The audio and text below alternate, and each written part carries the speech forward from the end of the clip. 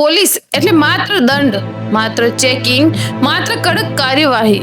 જો તમને પણ આવું જ લાગે છે તો આજે સુરતમાંથી આવેલી આ ઘટના તમારા વિચાર જ બદલી દેશે. જ્યારે લોકો પોતાનો જીવ બચાવવા દોડી રહ્યા હતા ત્યારે કેટલાક પોલીસ કર્મીઓ પોતાના જીવ જોખમમાં મૂકી લોકોના જીવ બચાવવા આવી રહ્યા હતા. સુરતમાં છેલ્લા કેટલા દિવસોથી ભારે વરસાદને કારણે અનેક વિસ્તારોમાં પાણી ભરાઈ ગયા છે. અનેક લોકો રસ્તામાં ફસાયા, વાહન બંધ પડી ગયા અને સામાન્ય જનજીવન પણ પ્રભાવિત થયું.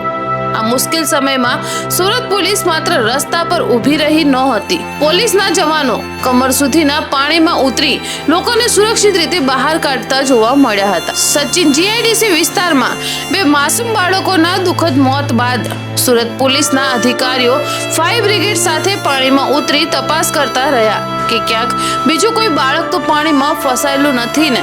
અને જ્યાં રસ્તા પર પાણી એટલું વધી ગયું હતું કે પોલીસની ગાડીઓ પણ જઈ ન શકતી હતી, ત્યાં સુરત પોલીસ ટ્રેક્ટર અને પેટ્રોલિંગ કરી લોકો સુધી પહોંચી રહી હતી. ક્યાંક વૃદ્ધોને સુરક્ષિત સ્થળે પહોંચાડવામાં આવ્યા, ક્યાંક બાળકોને પાણીમાંથી બહાર કાઢવામાં આવ્યા, ક્યાંક લોકોને જોખમી વિસ્તારોમાં જતા રોકવામાં આવ્યા. આ બધું માત્ર ફરજ માટે નહીં પરંતુ લોકોની સુરક્ષા માટે કરવામાં આવી રહ્યું હતું.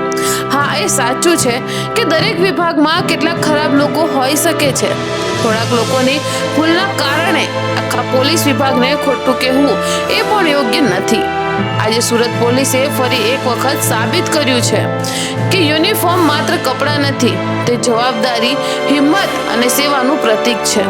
જે પોલીસ કર્મીઓ પોતાના પરિવારની ચિંતા કર્યા વગર વરસાદના પાણી અને જોખમ વચ્ચે લોકોની મદદ કરી રહ્યા હતા, એવા તમામ પોલીસ જવાનોને દિલથી સલામ. તમે પણ માનો છો કે સારા કામની પ્રશંસા થવી જોઈએ તો આ વિડીયો જરૂરથી શેર કરો. જય હિન્દ.